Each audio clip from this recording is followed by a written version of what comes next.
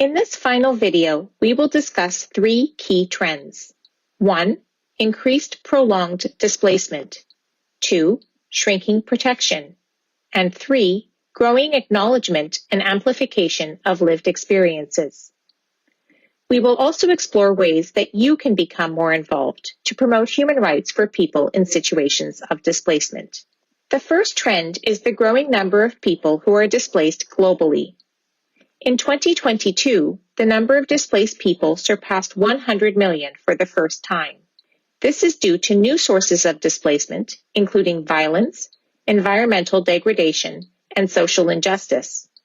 But it is also because there is little progress on long-term, durable solutions.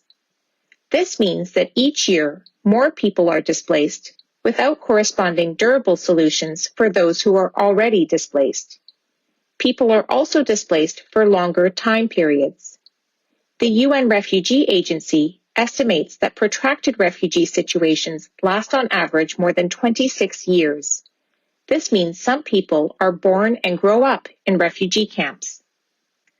A second trend is related to restrictions on rights and protections for people in situations of forced migration. Recently, there has been an increase in temporary protection.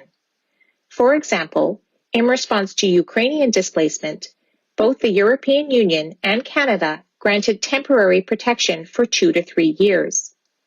This was an innovative and rapid response to an urgent situation.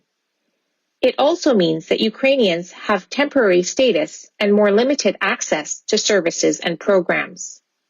There is also a trend to criminalize migration and solidarity. While seeking asylum is a human right, externalization policies increase irregular border crossings and the use of smuggling. Some governments have responded by introducing new laws that penalize people who help those who are crossing irregularly, including through rescues at sea. For example, Greece charged 24 rescue workers for espionage and human trafficking for helping people who were trying to reach the island of Lesbos in small boats. The charges were eventually dropped due to procedural errors.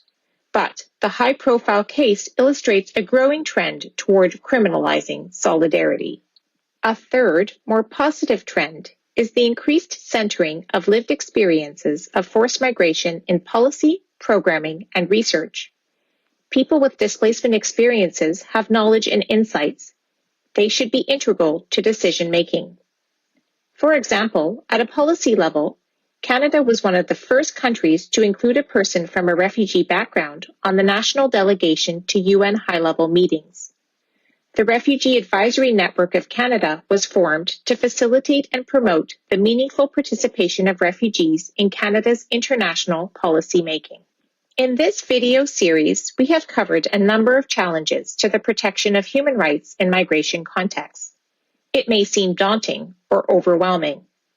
However, there are many things that you can do individually and collectively.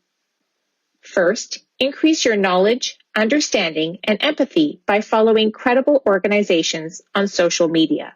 Second, when you hear inaccurate information, you can direct friends, relatives, and coworkers to reputable sources.